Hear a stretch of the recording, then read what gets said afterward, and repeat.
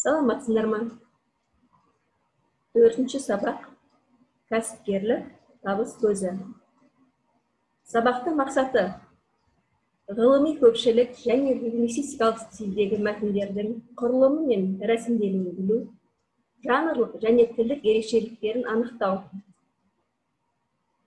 Тәуелдік жалғауды көптік мәнді есімдер мен көптік жалғауды ажыратып, дұрыс қолдану. Балалар, 12-ші беттегі 4-ші тапсырманы қайталап оқимыз. Мәтіннің тапсырмасы.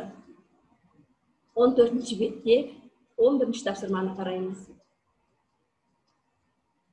Мәтін бойынша жоспар құр. Негізгі ойды жаз. Мәтіннің стилін анықта. Мәтіндегі оңаша және ортақ тәуелдік жалғаулары жалғанған сөздерді тап. Жазылым тапсырмасына байланысты дескриптор кестесі.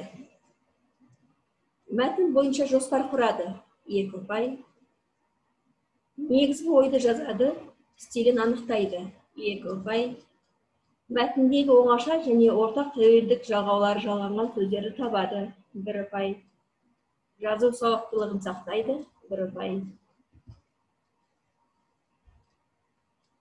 Екінші тапсырма. 11-ші бет. Айтылым. Суреттерге қара. Қайсысы мамандық, қайсысы кәсіп деп аталады? Неге? Өз ойыңды дәлелде. Айтылым дағдысына байланысты дескриптор кестесі. Сурет бойынша қайсысы мамандық, қайсысы кәсіп екенін анықтайды. 1 ұпай. Өз ойын дәлелдей алады. 1 ұпай.